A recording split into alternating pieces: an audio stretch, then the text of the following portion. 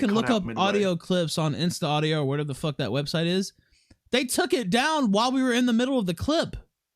Yeah, we didn't finish it. I had to get another link to it and download it. Well, God only knows what they told the company was all about, but yeah, it's an op inside an op. It's like an onion of ops. I don't know. By the way, I think Christy's gonna come on too. I'll send her. I'm gonna use Discord. I'm gonna wait now because I was trying to contact her and she. Yeah, I mean, apparently. How to get hold of than you? Fuck. She's got Discord, right? I think. Well, I guess we'll see. I thought she had it. All right. What do you think? Oh, you know what? This is off topic a little bit from the Tonka stuff. But what about Jeff Holiday? That seems like 30 years ago now.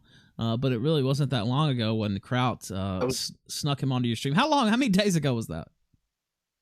6-7 days ago. Really? Yeah. It feels like at least 3 weeks. Especially in like this little circle and stuff.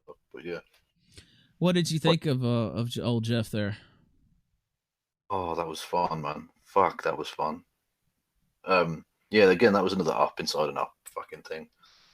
Yeah, Kraut. I wanted to just talk to Kraut about, that would be quite fun and a bit spicy. But hopefully come to some arrangement, just leave each other the fuck alone. We don't have to bitch on Twitter all the time.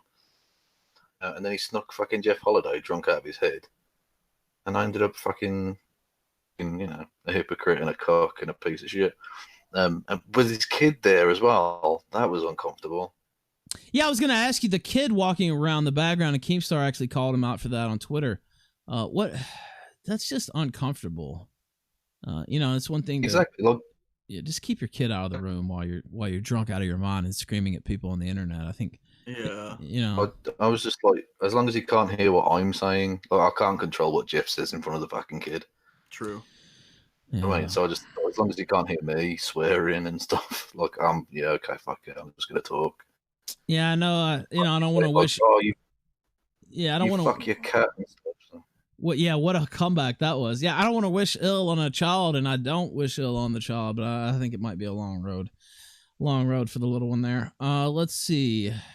IT Weeb says, if Nick billed you for the hours he spent on Tonka, could you legitimately say you don't owe it to him? Not really, no. Ricardo's a great guy, by the way. He actually promoted our stream today. He's getting ready for the trip tomorrow. That's what I should be doing. But I told everybody I was going to do a stream tonight. Honestly, now I'm starting to think maybe I should have just taken the night off since we've had some problems with the site. But I'm recording it, so we'll still have the podcast. And I don't know what the archives will look like on StreamMe, but I know Palmer Eldritch is pretty good about getting us up on YouTube. So Steph Dev says, I just bought this lovely mug. Please advertise it on stream, kind sir. He's got what mug it is? Is that it? You can buy these? A smug mug? Yeah. Oh my god. Put it on a now originally I was gonna buy the shirt, but maybe I'll buy this and a shirt. You could put Woodford in the mug. Oh my goodness. This is like an all-time. This is one of the funniest fucking most perfect shots I've ever seen in all my years online. And he did it right as the shit was breaking out between Tonka and Worski. And it was very clear that Tonka wanted no part of Worski being on that program. And Nick just said, fuck you, did it anyway. Well, you said he could say anything. Here you go. Here he is. Which is not, I don't want to read into another man's mind, but I think he was just saying that as an excuse to bring him on, misinterpreting Donga there on purpose. Somebody in the chat, regular chat, Natural Predator says, listening to Kevin own skeptics is great, but we agree on almost nothing politically. Well, I mean, that's okay. We had Destiny on the other night. Did you see any of that? Kevin, are you there? About it was incest or some shit. Yeah, it kept going back to incest, which I'm not sure why, but that was the thing. Actually, he just brought it up casually and earlier in the program, and I was like, "Wait, what are you talking about?" I wasn't really. And after I started thinking, I do remember a YouTube video or something about his incest views. Incestiny, as the chat dubbed him that night. Yeah. Oh, amazing. The chat is always on it. Some people do this. Like I remember Lowe's having a thing about bestiality. Yeah, I don't really Not understand allowed against it. taking up those topics, to be honest. I mean, I just can say honestly, I'm against incest. I don't think it should be legal. I'm against bestiality. I don't think it should be legal, and I don't see anything funny or cute about it as as an argument, or oh, this really reveals a lot about people. No, I don't think so. No, it doesn't. I don't really think it does. It reveals people more about people who agree with it. Yeah, I don't think it's some clever, big brained thing. I just think it's no. But yeah, so there was that. He did say that he was down to debate Richard Spencer. So I'm trying to make that happen. Wow, yeah, that'd be interesting. Yeah, so we'll see if we can get that happening on the Killstream. But go ahead, Kev. You're going to say something. Also, I see a little special guest in the green room. I was just going to say, the one about the bestiality thing. The one video I got, Neil Woes' skin. And it's actually really weird because the video I put out before was a little video of my cat playing with some string, and that got demonetized on YouTube. Called "Does Millennial Woes Want to Fuck Dogs?" And that video was monetized. Wait, it was just a joke video where I played that clip and said he wanted to fuck dogs. Yeah, that was advertiser friendly. All right. Let's try Andy Worski. How you doing, sir? What's up, guys? How you doing? Well, we've had some tech issues here tonight. We had failure on at the top of the program. I don't know if you could see it or not because we were up and down the stream. But he said he was open to talking to you. I asked him, is he kind of willing to accept why you were so mad and what he had done in the first place to kind of, start down that path. And he did admit, yeah, I should have defended him more.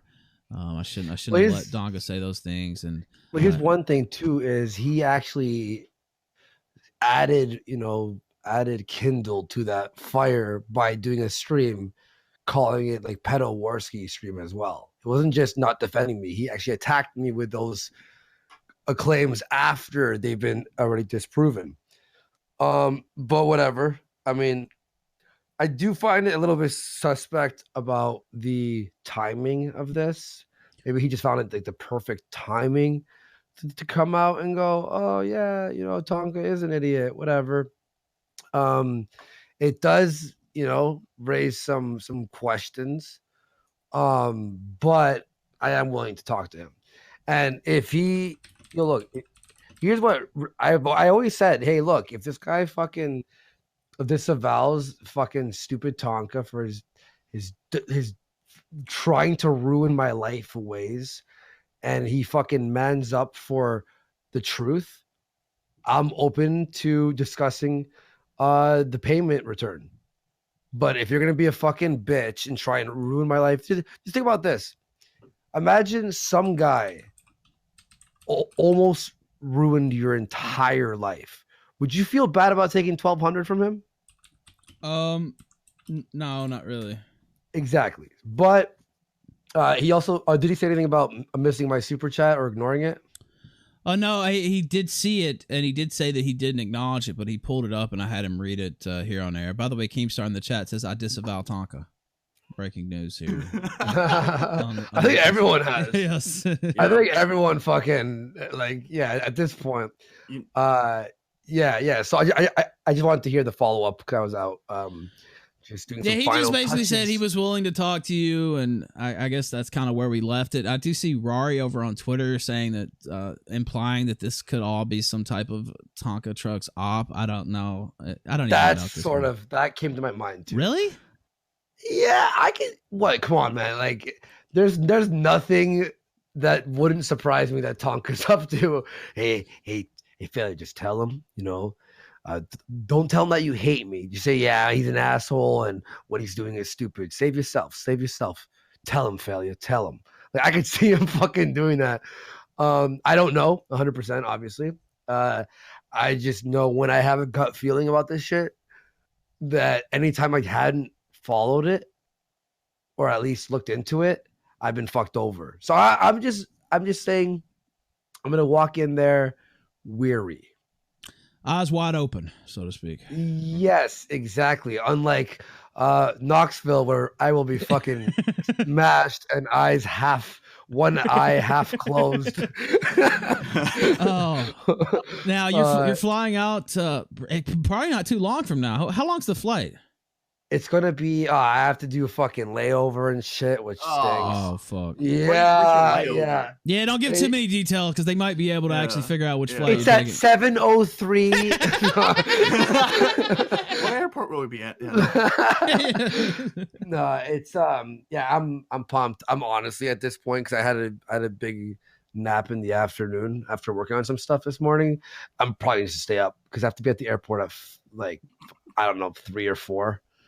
Yeah, I'm probably just gonna finish because I'm not even fully ready to go. So I'm just gonna finish getting ready after the show, and then just drive on. Just drive on to Knoxville. In the chat from Keemstar. I did too. Read it. Tonka gonna need better help. I wonder if you could get in with them, Andy. Maybe. Get yo. I if mean, he uses it. I can put in a good word. No, let him use my promo code. He's gonna be on that shit all day for like the next 6 months. A few super chats. Joe Mama says last 2 shows were epic. You guys are awesome. Thank you very much. Bane Trump says Andy should fight that bitch AIU next. Get Tara to call in at ring. Call in ring. I guess ring over the PA. I don't know what that means exactly, but AIU. He's really not accepting things here, is he? No, he's not.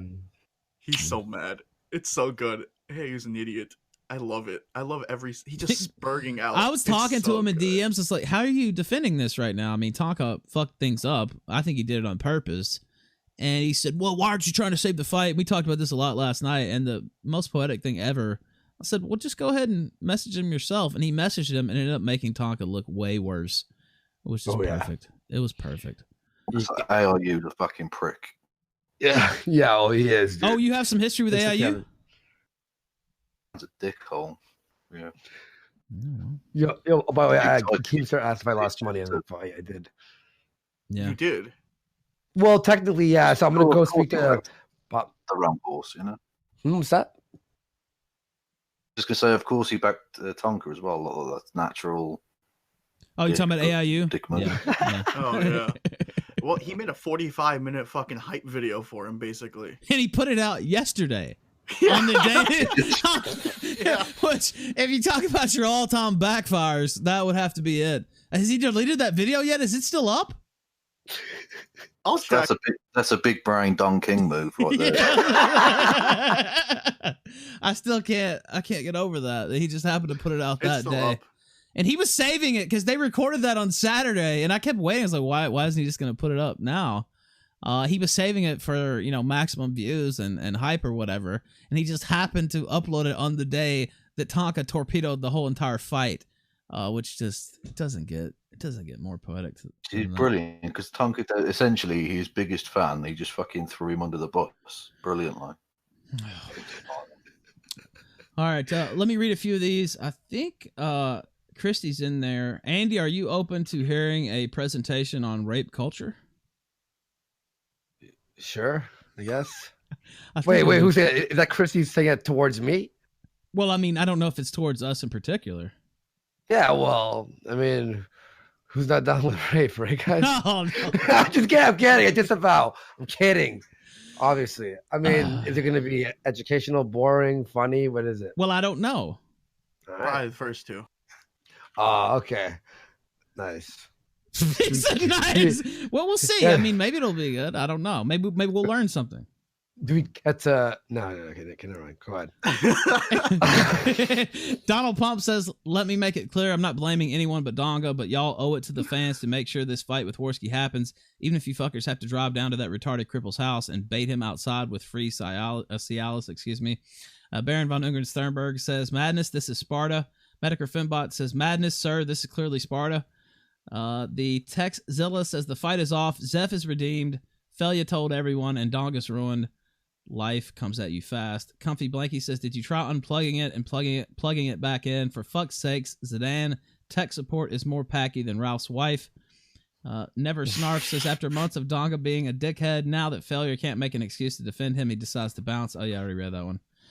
Keon Green says, I don't get how changing his name would help. His mom was already doxxed. People have her name, address, workplace, and phone number. Changing his name to Dick Pumpernickel won't change that. Yeah, we talked about this on your show, Andy. Also, he just barely even changed his name in the first place. I don't know. It's retarded. Didn't change his last name. Like, what are you even doing? What's that going to protect? I don't know. Stupid. That's a big. That's another big brain move. But he obviously he keeps just trying excuse after excuse. It gets shot down until at the end. Remember, he's just like, "Well, Ralph, you don't have to know why I changed my name." And you're like, "Okay, fine." Senator Hitler says, "Get the internet freak on. He's ready to tweak and lay down a sick, retarded beat." I didn't see SPCC. Is he around? I'm looking for him. That might be funny, actually, to do a prank call with Christy on the lawn. Let's see. Castizo says, "New goal milestone recommendation for failure: lose 88 more pounds in 14 weeks." Despise username says, "Why do I visualize a hibernating bear, either real or Yogi Bear, going after picnic baskets when hearing failure speak? CRP's in the green room too. Why not? Let's just make it a party at this point." Vicious23 says, "Failure is going to the gym now. He doesn't need your tendies anymore, Donga." Vegetable says, "Failure, there's lots of room on Stream Me for cozy 80s commercial streams that will never get copyright striked." Warcade says, "AP banned me for merely seeing the Donga. It's like Donga thinks he's Dungeons and Dragons god." Rocket 2 Insanity says, "No offense, but I've heard this before, Failure. I can't tell you what to do, but try to do the best for yourself." Coffin Joe says, "This reminds me of when Andre the Giant turned on Bobby Heenan." A little wrestling reference there that I appreciate. Senator Hitler says, "On her way to work one morning, down the path alongside the lake, a tender-hearted woman saw a poor half-frozen snake. His pretty-colored skin had all been frosted with the dew. 'Oh, well,' she cried. 'I'll take you in, and I'll take care of you.'" I think that was a reference to Failure. Being a snake. Look, Keeps is he laughing at the Bobby Heenan reference? That shit was good. All right, Venomine says, "Failure is making it sound like Donga is a living embodiment of Dutch from Red Dead Redemption 2. He just needs some more time. Have some goddamn faith. We're going to Tahiti, god damn it." Sorry. That part wasn't on there. I added that part. Yeah, Keem was laughing at the Heenan reference. That shit killed me. Rotten Beast says, "As someone that has been lied about by Tonka since his second Kumite match on Failure's channel when I was Atlas side, it's good to see Failure finally come around to seeing Tonka's bullshit like so many of us have." Yeah, so some people are buying it, some people aren't. I guess that's the long and short of it there. Actually, that's mostly just the short of it. Code Guy says, "Streaming needs to get rid of these coding boot camp level devs. This site is all strung together tech debt." Never Snarf says, "And when Donga told Failure to tell him, there was only silence." My Dick says, "Too bad Donga bitched out. Wanted to see him get his ass kicked. Buy Nick a shot on me for last night's performance. And all of you have a great James Earl Ray Day weekend in Knox Vegas." I didn't realize that was... Oh, no. You're making it uncomfortable for Christy. She's about to come in. Senator Hitler says, "What is the plan for streaming times during your weekend at Knoxville? SPCC returns tomorrow evening at 7. And on Saturday, I'm sure he'd love to do a call. Love to call whatever venue you're partying at. I'm not sure yet. We're still planning to do the Killstream in the regular slots tomorrow, but we'll know more once we get to Knoxville and get the headquarters set up there." Knee Gurgling says, "Oban is the best whiskey. Maybe Donka is heavier than Boogie because of his wheelchair." Clone Commander says, "Watch those wrist rockets." Electric Boogaloo V2 says, "Is there anything I must see in Knoxville? I only booked for one night. I don't want to waste the day off because of Donga." There's some good whiskey bars around there. I think there's a decent museum. Other than that, I don't know. I guess we'll find out. Pharaoh Owen says, "Yeah, if I have to listen to a fucking commie on the kill stream, at least Kev isn't a pill-pulling, intellectually disingenuous worm." Kevin, are you officially a commie? Yeah, he is. Oh, No. What are you? not even remotely. Okay. Is that Coach Red Pill? Isn't? Yeah, it Yes, is. it is. We're about to Hey, bring Kevin, it. how's it going? Oh, he's already been dragged in. Where's Oh. Christy at? Is she in Oh, here? you could- Oh, I see I her. can Yeah, drink. and they hate each other. Don't you guys hate each other really bad? Me and Kevin? Oh, No, don't I like hate Kevin. him. Kevin's a good boy. Yeah. Oh, here it comes. But Hey, Kevin, I got your balls right here in my back pocket. You want to? I'll just take him off you when you're in your fucking coffin soon, mate. Yeah. Oh, Oh, God. no. Oh my goodness. It's one of those days, as I said earlier. Okay, okay. Want me Let's see. drag Christy in here too. Yeah, go ahead, drag her in. Why not? I think Coach Red Pill needs to hear this rape culture presentation. Oh, he has to. If I have to listen to it, he's gonna have to listen to it. No falling asleep during this one, Coach. I think Coach needs to hear it because he's a key component of the rape culture. That's what I think. But, Miss Winters, how are you doing? Doing good. Good morning. Good from morning. my time zone. Thank Yes, you. Yeah, very early. I know you were supposed to be on here last night. I actually messaged you and I said, look, it's the Donka Destruction Day, and probably not gonna be that receptive from the audience. But you're here now. Do you know anything about Tonka Saw at all? Well, after you sent me a message about it, well, one, I went, yeah, that's whatever, that's fine. I'll just go back to bed.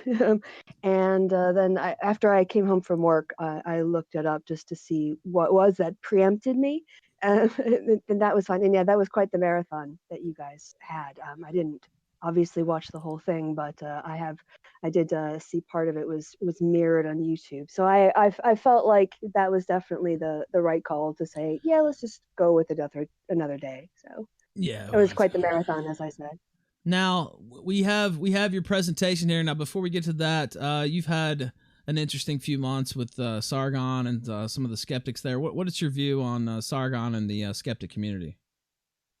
Well, yeah, actually, one thing that I wanted to bring up while I was here is something that Kevin knows, because it started to all kick off really when we started our happy hour, which was about a year ago, a little bit more than a year ago, and that was the whole Kraut drama. And in particular, I wanted to mention my experience with Jeff Holiday and why it was sort of given what he's said in the past, his new stance when the things last year came out started to be sorry, I haven't had any coffee. I'm a bit tired. I've just woken up. It's okay. But yeah.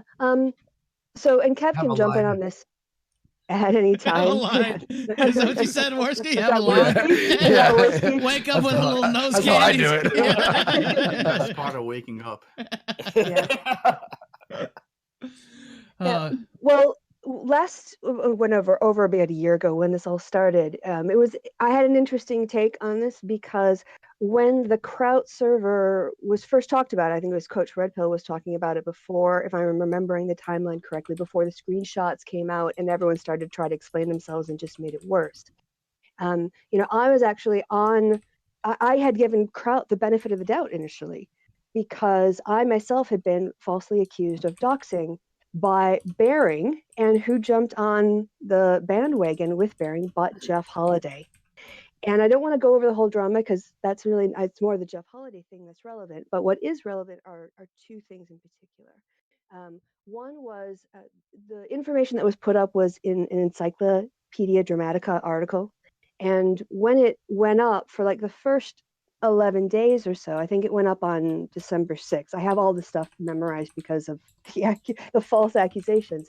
But Encyclopedia Dramatica put up an entry on Bering because he was apparently, in reading the notes behind it, he was part of the Candid thing and they didn't have an entry on him and his channel went down, and so they made an entry on him. And in that, there were two pieces of information for the first 11 days, which was the YouTube channel he had, which had his first and last name on it, and plus music, and then a reference to a business that he had sold and no longer owned from a LinkedIn webpage. Now, these are both public pieces of information, but Bering said that was doxing, and so did Jeff. Now, I didn't put that up. Cobalt Cat, who put in the entry, put that up, but they called that doxing. Now, the other thing that I was accused of, which did not happen, but again, is very interesting in terms of the Kraut accusations, was that Bering accused myself and one other person, Danny Kortz, who, again, completely innocent, of three specific things. The first is he accused us of joining together in a conspiracy and talking about doxing him, which didn't happen. He also accused us of then going out and collecting the docs, which we didn't do because it's never happened. But then he also accused us of handing that information off to a third party, which would have been Cobalt Cat, which didn't happen. But it's just interesting that Jeff Holiday went around calling me a doxer based on no evidence whatsoever, because it never happened, with public information that was put in the article by Cobalt Cat and those three things. And what happens a year later? Well, Jeff Holiday now claims that public information is not a dox, and he has actually been demonstrated to do all of the three things. Well, Kraut for sure has. I don't know, because he's the one who handed it off to the Guardian. Yeah. That I was accused of. So initially, when So I was you're saying accused, Jeff Holiday's a hypocrite, basically? Is that what you're? Okay. there's a Bering standard, I'll and be then honest, there's a Kraut. I don't standard. even know, like, I don't know the full story on the Bering stuff and all that. I mean, I know vaguely about it, and but I didn't follow it like that closely. Some in the chat are saying get Bering. I mean, I would have him on, but I haven't talked to him. I've tried to confront him, but he's always run away from me. Yeah, message on him. a neutral platform. Get him on. Why not? Why not? It's the night before before we go to Knoxville. Send him a message. Tell him. He actually did send me a message when I got kicked off YouTube, and he just said, "Oh, if I could help you out, let me know." I said, "Yeah, okay, cool." And I haven't talked to him since though. But yeah, that'd be pretty good. Now So when the crowd stuff. Hey, sorry. Yeah. Hey, Christy, how's it going? Ethan, why don't you? I just sent you on Twitter a couple of images that I wanted to discuss because, see, Christy, all due respect, you're talking about Jeff Holiday's hypocrisy. But, I think that what's tattooed to Jeff Holiday's underarm is actually more serious than mere hypocrisy. Ethan, you got those images there? I'll pull it up. I think we might have showed these before, but yeah, here's the boy. I think that's the boy chat logo, the boy love thing, and. So I'm not on Discord, but can you describe what the other things are around that? Because I know you guys pick out that one image, but there's like, from what I saw from when he was on Kevin's thing, there's like 5 images across. No, it's 3. It's 3. It's a spiral triangle, then an X, and then another spiral triangle.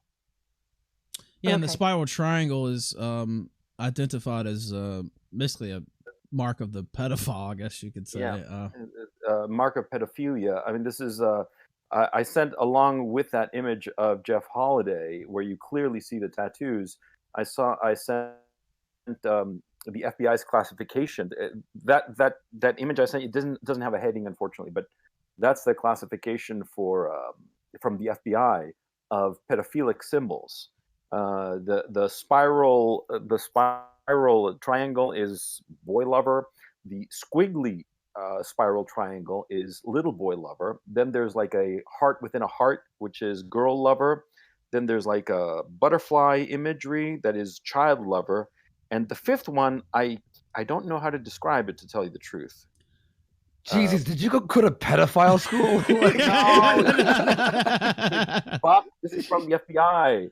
Okay. And yeah, I mean, I had no idea about this shit, But yeah, so I figured that that's a question that somebody should ask Jeff Holiday. And Kevin, I wish you'd known about this shit to ask him when you had him drunk on your stream. I wish I'd known. It wasn't until after he'd left the stream that someone pointed this out. I was like, oh fuck. Yeah. Actually, there's a point in the stream where he just like the picture that I shown, he pulls his arm out like that, and you can see the. On your stream, you could see the tattoo again. So yeah, and so I figured that we should make it a point that the next time anybody talks to him from either side of the political divide, anybody, the first question we got to ask Jeff Holiday is, what's up with those tattoos there, boy lover? I think that's the question. If Jeff wants to come on for round 2, I'll be more than happy to host him. He would. Oh, he might come on your show. I know he won't come on this one. Let's see. All right, let's just do the presentation. I know the chat is revolting a little bit. So it was interesting to find out, you said later that he had actually been on your show before. Yeah, he had been. Yeah, he came on drunk. It wasn't actually a Killstream episode. It was just, I think I called it the Ralph Tort Live or whatever. I was still doing Killstreams back then, but it was a separate deal. Gator was on there with me. I guess a proto version of the modern day Killstream. And Gator was on there with me, and he came on just like he came on your show, completely drunk out of his mind, making a fool out of himself. And then he proceeded to talk about what a big fan of Mr. Medicare he was. And that bit him in the ass now, didn't it? Yeah, that didn't really hold up. That was, let's see, February 2017. And I remember I was in jail, of course, famously. I know I never mentioned that on this show, but I was in jail. Really? Yeah, I know. Shocking reveal there. Never talked about. I don't talk about that every single night. But I was in jail in December, and I talked about this before too. My wife was talking to me on the phone for 10 cents a minute and was laughing about how Jeff Holiday was getting roasted by Medicare. So, yeah, you know, what goes around I comes around. appeared on the pre-Killstream days as well, That's true. which you probably on the Brexit night in 2016. Oh, that's or whatever. right. You were there that night, weren't you? Back when you were friends with Sargon. I was about to say, Sargon was on that night too. Sargon dragged me on. He was like, "Oh, do you want to come on this stream?" I was like, "Okay."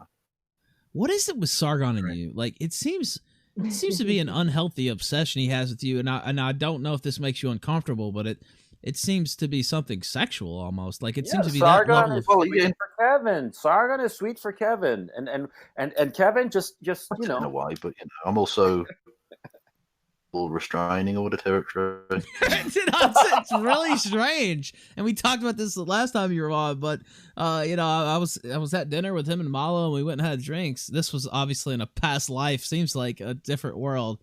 But I went over there to meet my now wife for the first time, and he just couldn't stop talking about you all night. And I'm just thinking, what the fuck? This is strange. Like, why do you keep talking about Kevin Logan? I mean, Kevin Logan, and he made this video about me. I was like, okay, all right, yeah, all right. Yeah, and look, the time I ran into him in that camera shop in November of 17, right? The first thing he talked about was the fact that Kevin had made a video about me, the Descent of the Manosphere video. He was talking about him to you too. Yeah, and he was envious. He was clearly envious that Kevin had done one on me, but not on him. Yeah, so he's sweet on you. He wants to bang you, Kevin. If I were you, I'd just get myself a chastity belt, but like a reverse one. You don't want to get surprised. Go ahead, Kevin. Go ahead and give your response there. I'm gonna say, yeah, I mean, he clearly wants Kev's D right up him. All right, now let's do the this presentation. I did say that we would do it. Wait, what presentation are we gonna watch, by the way? It's really not that long. I can summarize it in under 5 minutes. Yeah, okay. Okay, so should I pull up? Do I need to pull these up or? At least I can kind of describe the one that says clustering. So why don't you start with the one that's the close-up of the circle of secrecy? The close-up version of that. Okay. Just these names already. The circle of secrecy. Oh no! That sounds like Kraut's Discord server. There is that part of rape culture? I think it is actually. All right, let me know. I'm not watching, so you'll have to let me know when it's up. Okay, yeah, it's up. It's up. Is that a spelling mistake I see? Kraut? So in the next 5 minutes, I'm not going to try to defend the term rape culture that people don't like. I know that people sometimes perceive it as being meaning a culture where either a lot of rapes happen or a place where people think it's okay to rape. And that's not really what I want to talk about tonight. So instead of talking about the term, which just gets in the way, we're going to move that aside, and I want to talk about the problem. And what you're looking at right now is the results of the grand jury investigation in Pennsylvania when they did the investigation into child sex abuse by Catholic priests in 6 Pennsylvania dioceses. And as you can see from this image, the grand jury found a pattern of behavior. I mean, they're looking at things that the Catholic Church have been doing for years, like deficient and biased investigations, misleading or lack of public announcements, use of euphemism to minimize the conduct. And they were looking at it from a criminal point of view, like how do you organize a conspiracy? So now if you could kick over to the one with all of the big pictures, it says how the Catholic Church constructed its rape culture. What I... Okay. Oh yeah, sorry, there's only a couple. Okay. So what I did was when I watched the press conference, I started noticing things as they were talking, because I do social science and you start to see some patterns and in their behavior. And I went back and I watched it a second time, and then I coded all the things I saw them doing. And this picture where it has a diagram about how the Catholic Church constructed its rape culture is actually the finished puzzle. If you think of all the things I looked at, and it aggregates up to a bigger pattern. So we're looking at the finished picture, and then there's 2 more slides, and then we'll be done.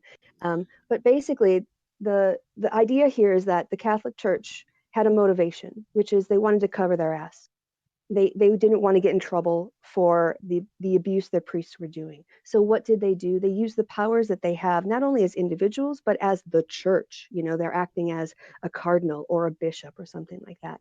And the way that they protected the church was to try to control language around the abuse, to control the victims who themselves were abused, and control information about abuse so they could cover their ass. And then they also used their institutional advantages to help them cover it up. So we're getting through this so fast. Yeah, I can tell you the chat is just absolutely on board with this right now. They are loving every second of this. Go ahead. You're opening their minds, Christy. They'd never realized, that they were part of the systemic oppression. Yeah, go on, continue. I'm actually talking about a specific instance of the Catholic Church abusing children, and that was investigated by a grand jury. So I'm using what the grand jury put out here. So in terms of their external institutional powers, these are the things that kind of make them, as an institution, able to do things that normal individuals wouldn't do when you put them all together. So, the Catholic Church exists beyond anyone's lifetime. It's existed for 2,000 years, so it can outwait the statute of limitations. It can hire expensive law firms. It can use its relationships with priests and judges in a city to try to quash things. And then on the other side, it also used its power to treat the criminal conduct of its priests as medical issues. It used its power to move priests between parishes. It gave jobs and financially supported the priests who were doing the abuse, not the victims. And then they would send them out, the priests, as you might know, they send them out to treatment, to alcoholic recovery programs, and then say, oh, they're better now, and put them back in the community. They could do that because they're the church and they can move people around like that. And that's kind of like part of the power that they were using to cover their ass. So this is the last slide. The last slide is how they controlled things. So if you could swap it over to the blue one. Okay. Let me see. Let me check. So it's the what's the heading on it? It says control victims, control language, and control information. Okay. Yes, I see it. I see it. I'll put so it when I watched the, I think it was like 2-hour press conference, these were the notes I sort of made about what they were doing. And when I made all the notes, then afterwards, I looked to see what kind of connected them. Did they go together in a series of behavior, like, sending a priest out to get treatment and then removing him someplace else? That kind of linked behavior. And when I did, I found that there were these 3 dimensions on which the Catholic Church worked as a church to control the information and cover their ass. They had the institutional abuse of faith with like the confessional and the use of shame in the Catholic Church, and the use of euphemisms to control, to cover up their crimes. So that's sort of like the control the victims and control the language. In terms of controlling information, they use NDAs. They had people sign NDAs so that they wouldn't talk about the abuse that happened in the church. And they kept that information in their secret archives. And they underreported crimes to the police. They would run internal investigations. So people felt like stuff was being done, but they were entirely biased. And they used pressure to keep people silent and keep everything in-house. So it's not merely the fact that these crimes happened, but there was an entire institution that was backing the priests. And the horrible thing about this is that you have criminals who will go out there and who are sexual predators. But when the Catholic Church has a sexual predator and it chooses to cover its ass, men, because it's the Catholic Church, so it's all men, who come in there who would never take part in a cover-up or never try to cover up this kind of behavior, their whole jobs, their lives, their household, everything depends on the Catholic Church. So they choose, if the first instance they find out this happens and they choose not to blow the whistle or leave the church, they're now complicit. And so now they have a buy-in to it. So it just keeps going and expands, and it goes for decades and decades and decades. And it's this culture inside that keeps moving the priest around that lets the abuse keep happening. And that's Christy, what I wanted to focus on. And now I'm done. Okay, no, I just have a question. Okay. Well, obviously, by definition, all of these priests are men, right? And so the priests, the cardinals, the bishops, and what have you, the church hierarchy, they're all male, right? And, the vast majority of these instances of child sexual abuse are of boys. So couldn't we say that really it's a gay rape culture? It's not it's the structure of power. So if you look, for instance, another link that I gave to Ethan was wait. No, just let me explain. That's a good point. Yeah, isn't it a gay? Well, what we're focusing on here is the child sex abuse, but we've also seen that since Me Too, women who are nuns are coming forward to report abuse of priests, and the Catholic Yeah, Church but the uses the vast same majority system. are of boys, of young men, boys, other priests. A lot of gay relationships between different priests, and so isn't it really a gay rape? But when you look at crisis? for instance, like the gymnast abuse scandal. Well, wait. Right, but In the general population, gays are what? Less than 10% of the population. 5%. Some say 3%. Some say 7%. Let's just posit that it's less than 10%, right? That's in the general population. But among priests and among sexual abuse victims, it's more than 50%, and some statistics say it's closer to 5% are male. So isn't this a gay rape culture? Again, I'm not looking at. I'm looking at the way power is used by people in authority, and that Gay structure. people. Wait. No, the people who are covering it up. It's not. If you look at the structure, it's the same structure that's used at, say, the Michigan University, where the guy was abusing gymnasts for years. It's the same sort of structure of We're not talking administration. about gymnasts in Boston. No, we're talking about Catholic priests. So isn't it really a gay problem? Again, this is why I'm talking about the power structure. You're talking about the individuals. Yiannopoulos talked about how some priest wanted him to suck his dick, right?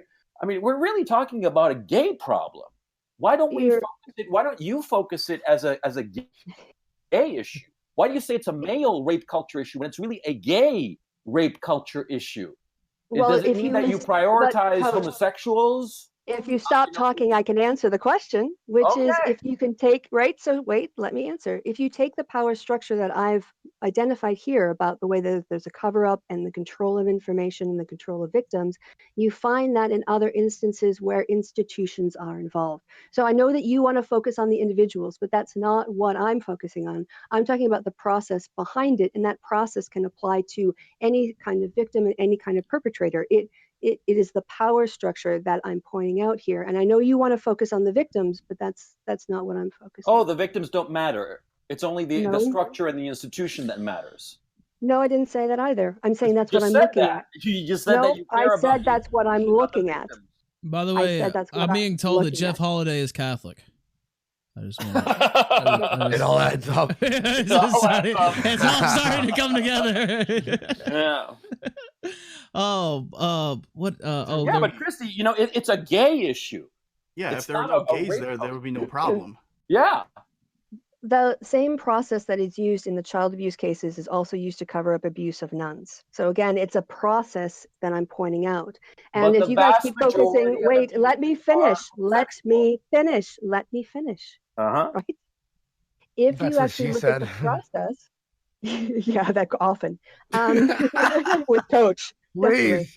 But if you look at the process, it's the process that enables the repeated abuse, and it's the predators who reoffend and who create new victims.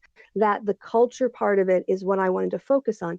If the Catholic Church had stood up and done what was right, if priests had stood up to their people above them, or if the people in authority had said no, this would have been different. And that's what I'm pointing to. It's the culpability of those people who are helping enable and protect and move things around. I agree. That needs to be looked at, and that's what I'm looking at. So if you want to look at individuals, you can, but I'm not looking at individuals. You and I agree. Christy, you see, you are saying that it's the people in authority in the Catholic Church who make this culture happen, sometimes because they themselves were victims when they were... And sometimes at universities, and sometimes in athletic departments and other institutions. So it's an issue of homosexual abuse. No, it's an issue of power. That goes on. Yeah, powerful homosexuals who abuse their authority and create the situation. Why do you call it a rape culture when it's really a homosexual culture?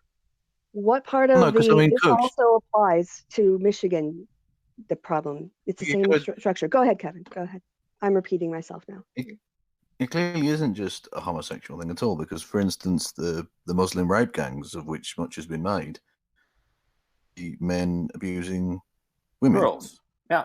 But we're not talking about the Muslim rape gangs. We're talking about the Catholic Church. Wait, are you agreeing that there are Muslim rape gangs, Kevin? Oh yeah, that's a good Do you point. mean, am I agreeing that there is? I mean, they've been convicted, of course there are. Okay, good.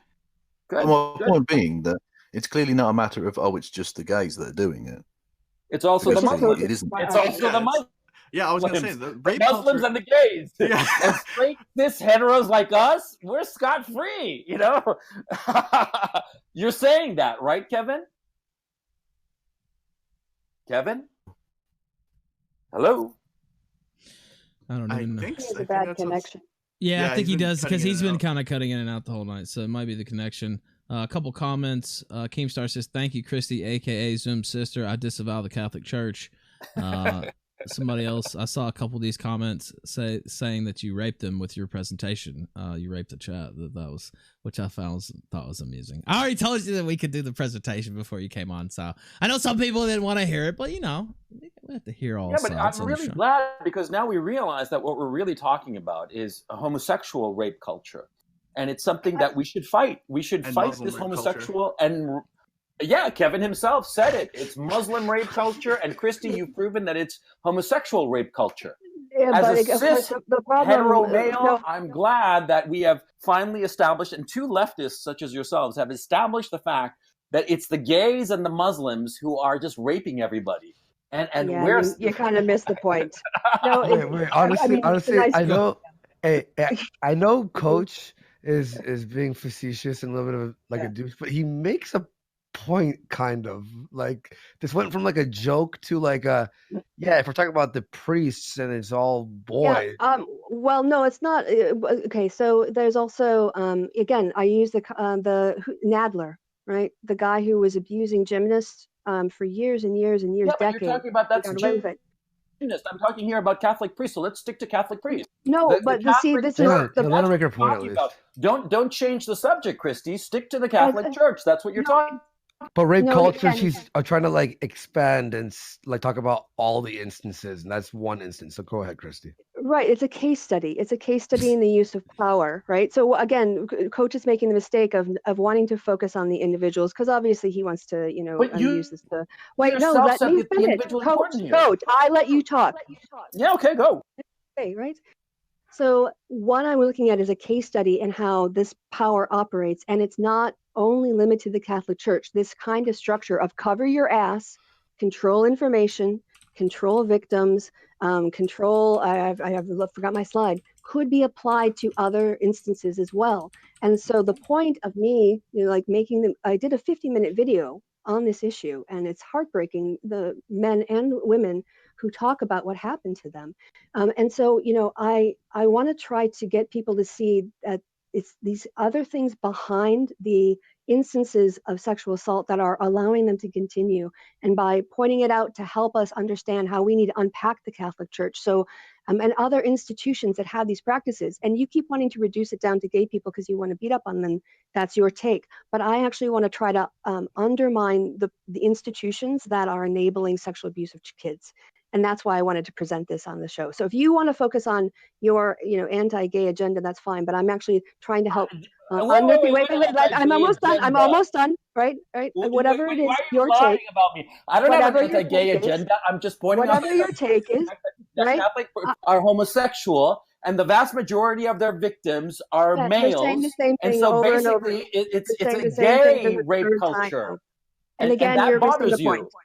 That No, you're missing bothers the you, point. Christy, and you You can't see the know that forest you for the trees. fucked up. You can't see the forest for the trees, Coach. You have an agenda. You want to. That's fine. Like if you are Oh, going to you're ignore this stuff, projecting now. I if you're going love to it. ignore this stuff in order to stop the sexual abuse of kids, that's fine. But that's what I want to focus on here: to show people that there's more to talk about than just the individual priest. We have to hold institutions accountable. Can Let I me just ask- comment? Yeah, go ahead, Warski. No, go ahead. No, Warski, go Oh, I ahead. was gonna ask AI. Christy, like you were talking about the gymnast, the guy who was molesting all Nasser. those chicks. Also, like an example would be like Hollywood, how they found Yeah. Harvey Weinstein. So Sure. yeah, He so- wanted to cover his ass. So, Or Coach, Kevin what she's Spacey. basically, he's gay, but there's also guys abusing girls. But her point isn't just the Catholic Church; it's That one, yes, they were a predominantly gay, sure. But then you have Hollywood where they would make chicks, and that also had gay culture as well, but it also had men making chicks blow them for fucking movie roles and shit. That's what her point is, the institution that is being protected, so you don't want to like lose your job or whatever, so you Yeah, don't that's say it. anything. Can Yeah, I just that's it. comment on how this is how bizarre this stream is, that we have Christy Winters, Coach Red Pill arguing over rape culture with Andy Worski interjecting on the side of Christy Winters. Andy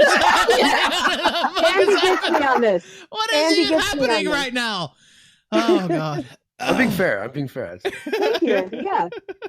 I mean, I worked with the evidence I had. Got SJW on me, motherfucker. Damn. I'm not, but look, I'm gonna like, the thing I would disagree with Christy in the rape culture is, I would say people who are not brainwashed by these institutions and look from the outside, we could all look and go, yo, that's fucked up.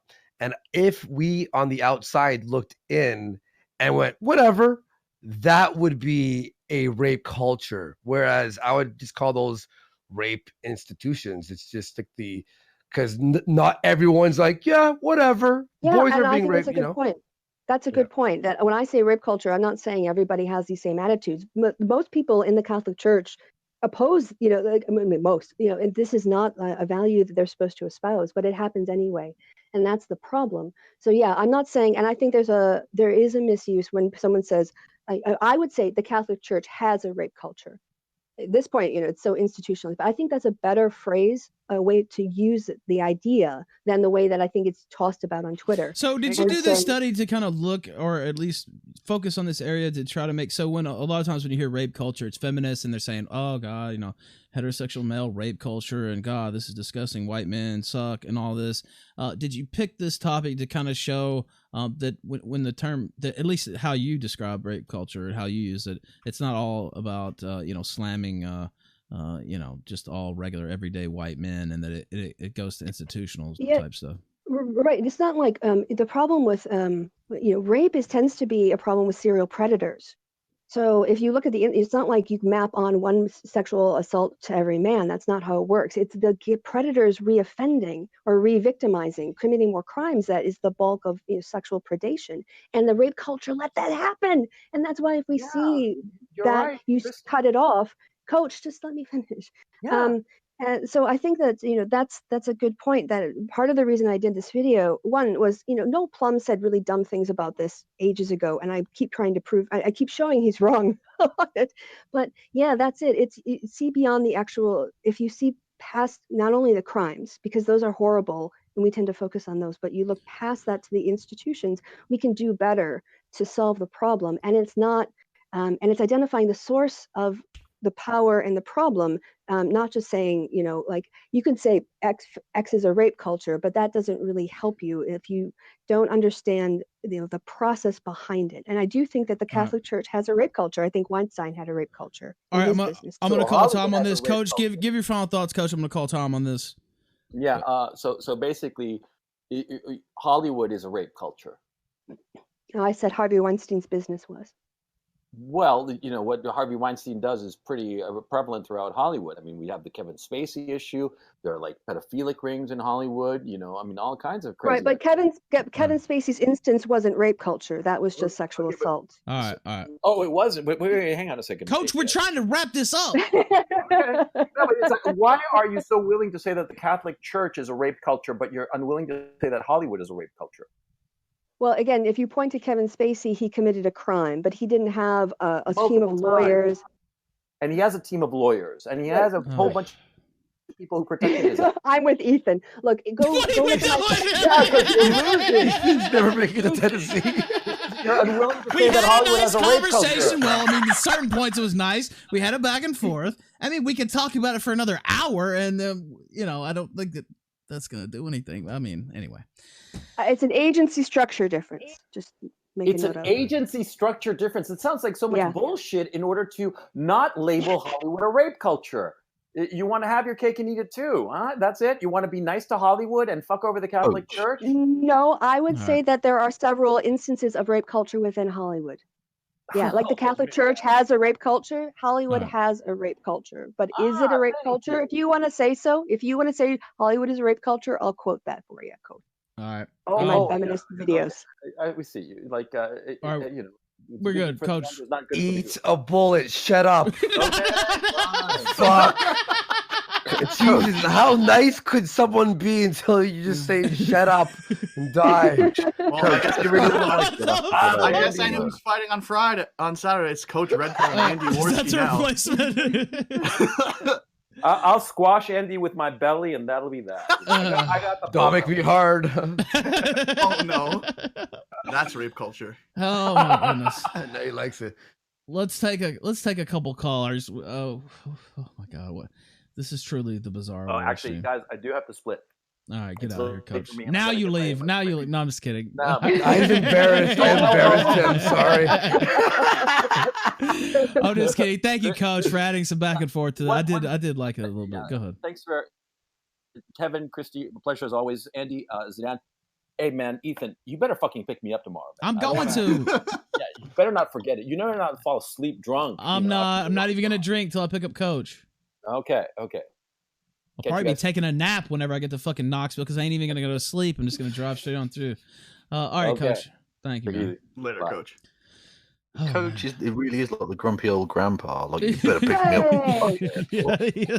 Yeah. And he repeats himself 3 times when he makes the same point. I heard you the first 2 times, mate. All right, let's take a couple callers for Christy and Kev. We'll get them out of here and we'll laugh at Tonka some more, and then I'll go drive to Knoxville. Sounds like a Sounds so defeated. All right. Well, you know, go well, ahead, let me Killstream mute Rabbi. Go ahead. Okay, What are you, just are you a talking quick- in a megaphone? Why are you so loud? All right, go ahead. I'm so loud. I fixed it. Go ahead.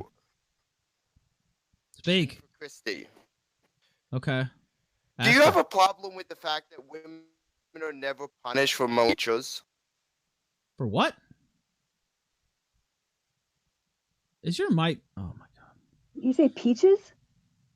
I'm assuming maybe he's talking about Teachers. fucking kids. Yeah. Okay. Yeah. Okay. Yeah, Thank you. isn't that a power dynamic? Oh. And it's never reported on, and you never seem to talk out about it.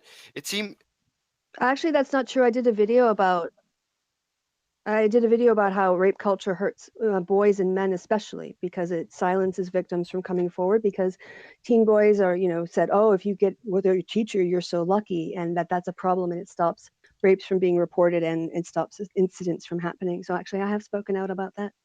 He didn't do his research. Is that what you're saying? Yeah. All right. Let's see. Ghost of Caligula, go ahead. Hey, hello. I missed Destiny, so I make out for. Well, this it was one. only appropriate that we bring you into the Bizarro World stream. You had to be here. So of course go ahead. It is. Yeah, go ahead. Well, you having a good time tonight? You Oh learning yeah, more well, about not really, not Yeah. because of this, the tech issues, and then I almost just quit the fucking stream, to be honest with you, because Yeah, we were I saw having that such bad. earlier. Just Yeah, keep anyway. going to black screen and shit. But regardless, I got a That was question actually for- broadcast. I heard you going like, "Oh, I'm going to quit the fucking stream." Yeah, some of that That was did actually. Some of it did go back and forth. Yeah, and I told the devs that they said they told me they were going. The devs were about to dive into it, and I said they should dive off the cliff because I was getting a little frustrated. But I wanted to I know recant. from a Christie point of view, what about that Desmond case that's making around itself? You know, the little drag queen kid that is like hanging out with the who's that guy? The cool clips, the Yeah, I know. yeah, the cool kids club. What's happening with that? I That would little say I- boy is getting pimped out by his unemployed parent and is getting the dance in dodgy gay bar. Is that like supporting some form of rape culture or like, I don't know, molestation of children or something? So I live in Germany, and we don't get all of the media and the coverage. So you might be. I honestly have no idea what you're talking about. So I can't really. Can't speak to it because I don't know anything about what you're talking. Sorry, She's I'm talking kind about of the out of the drag loop on kid. that You stuff. didn't see anything about the drag kid with the where they were throwing dollar bills at him in the club and stuff. Kev, I know you had to have seen that. No. So I saw something about it and it looked appalling, but I didn't look into it because, frankly, it's fucking depressing. It's fucking disgusting. But yeah, it seems like it's pushing on and that they're not doing anything wrong. It's like not condemned by the media. It's promoted by the media. I would say that's a nice case of rape culture. Would you say? Well, she doesn't know. She said she doesn't know about it. Yeah. But yeah, Sorry. it was I disgusting. tend to get Alright. sort of like a Washington Post. You know, I tend to consume American news through the media outlets like that because I don't have the local stuff. So sorry. Thank you, Caligula. I appreciate you calling in, man. No problem. Have a good time, Tennessee. Yeah. Yeah, I'm already Fun there. stuff. In my mind, I'm already in Knoxville. Thank you, sir. I appreciate it. What accent was that? I think Canadian. Canadian actually. Retarded V. Oh god. Yeah, he was. What did we call him? Fuck, I forget. Basically, the Killstream V here. Did you guys I do too. talk about the drunk Jeff stream while I was off air? Because we did talk a little bit about it. Yeah. Oh well. What did you think about it? Oh my God. I woke up in the morning and I was like, Christmas came early, 11 months early. What is this nonsense? And well, I had two feelings about it. The first feeling I had about it was when I listened to it as a podcast, because it was on when I woke up in the morning and I looked at YouTube. And that was a lot funnier. Just listening to Jeff, Kevin rake Jeff over the coals. And also just the stupidity. Oh, the stupidity was just like, primo, just, quality, high quality stupidity. Yeah. But then when Kevin and I watched it back and I saw how often the kid was in the background, then I just felt terrible the more I thought about it, because Jeff was such a shitty parent that he didn't take his kid out of that situation where it was not appropriate. And he made everybody else feel shitty because he didn't deal with his responsibilities. So one, I laughed my ass off. And then two, I'm really irritated, annoyed, and disappointed and angry with him for his parenting failure in that instance. That's my take. Okay, yeah, that was the most appalling part. The fact that his kid was in the background like that, and just I'm assuming you saw this prank call, attempted prank call. Did you see that? Prank call of whom by whom? It was. I don't think we played it on the. It was Jeff Holiday. Is that gonna work? Oh, that's your. Hold on, that's the wrong link. That's your own slide there. I played it on a stream the other night, but I didn't play it on the Killstream proper. Let me see. That's the wrong link. It's this link if you look in your Discord. And I'll send it to we already have it, the host. Worski, fuck. I'll send it to you too. Hold on. Yeah. We're doing it all too. I think you saw it though, right? Which one was it? Dated 13th January of 19. Yeah. Okay. Okay. Yeah, it's the video. I'm gonna play it in a moment. There you go, Andy. There's the link. There you go, Kevin. There's the link. We'll play that. And I'll read. They wanted me to read a few of the super chats to you, and then we'll get you out of here. We'll laugh at Tonka, and then I'll sign off, and I'll drive to Knoxville, Tennessee. Oh yeah. I did see this. Yeah. 8-4-1. We'll go ahead and play it again. It's a minute 43 seconds. Bad at this. Yeah, it's pretty bad. All right, let's watch. 8-4. You have it on speakerphone. Jeff, your speaker's over there. Your speaker. I know. Talk over there. Everybody, shut the fuck up so they don't hear you. All right.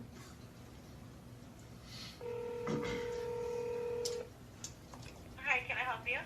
Yes. Hello. I am interested in possibly getting an escort, but I kind of have specific tastes that I'm looking for. I was wondering. Oh, you're looking for a chick with a dick? Yeah, I've had enough of you calling, so give it a break. Wait. All the numbers come back to the same place, and I'm sick of hearing your faggot ass voice. Okay? Wow. Wait. Does this all go to the same number? Didn't I just say that? Wow, a faggot and a dummy. Wait, why? But then why do you guys have different numbers if it's all the same place? That's just how we advertise, okay? Wow, you sound like a cunt. So do you. And you guys are making prank calls as adults. It's not a prank! Look, I'm not pranking. Like, if you literally had a transsexual prostitute right now, and we're willing to like send them. Or transsexual, so please stop calling. Get a life. Which number should we stop calling? Oh! Hey, you know what? That was some pretty good burns. By Oh my god! Yeah. All right, we don't need to hear the last part of them chuckling. Who would? First off, why would you release that in the public anyway after you got blown out so bad? That was.